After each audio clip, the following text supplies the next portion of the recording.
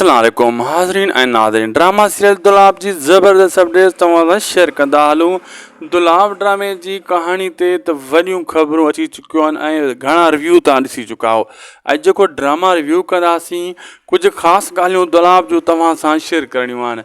जे दोस्तो इनखे तव्हां आख़िर ताईं न ॾिसंदो त तव्हां खां हीअ अपडेट्स मिस थी वेंदी। हलूं था अॼु जी अपडेट जी तरफ़। दोस्तो मां तव्हांखे ॿुधाईंदो हलां त दुलाब ड्रामे जी कहाणी मंसूर खान जी असां ॿुधाई आहे, सभिनी खे ख़बर बि आहे त हू ज़बरदस्त आहे ऐं हर इंसान खे वणी आहे। ऐं हाणे शाहनवाज़ आख़िर छा करण वारो आहे, ॻाल्हि मेन हीअ आहे दोस्तो। शाहनवाज़ खान मिलियल आहे पुलिस सां, एजेंसियुनि सां, ऐं हू पुलिस चाहे थी त कंहिं झेड़े में एॾो झेड़ो वधायो वञे जीअं मंसूर खान खे ख़तमु करायो वञे। हाणे रहज़न ऐं जेको आहे मंसूर खान जो झेड़ो सॼे मुल्क में सॼे ॻोठनि में हुलायो वेंदो त हिननि जो वॾो झेड़ो थो हले पाण में।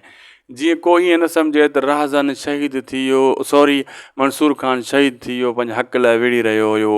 ऐं इहा ॻाल्हि जेको आहे हुलाए करे झेड़ो ऐं झेड़े में मरायो वेंदो, पर ईअं थींदो कोन। रहज़न एॾो जल्दी कामयाबु थींदो कोन, रहज़न पाण बि डिॼे थो। छाजे करे मंसूर खान छा हज़ारे शहदाई आहिनि ऐं हुनजी ताक़त शाहनवाज़ खां छा सभिनी खां ॿीणी टीणी आहे।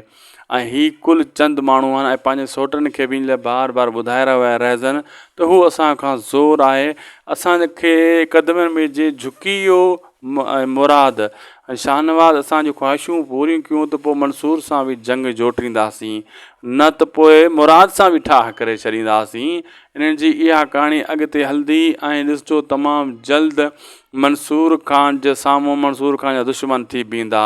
शाहनवाज़ खान लहराए थो, सरियां पाण नथो विढ़े ऐं ॿियनि खे विढ़ाए थो। लाइक सब्सक्राइब शेयर कंदा।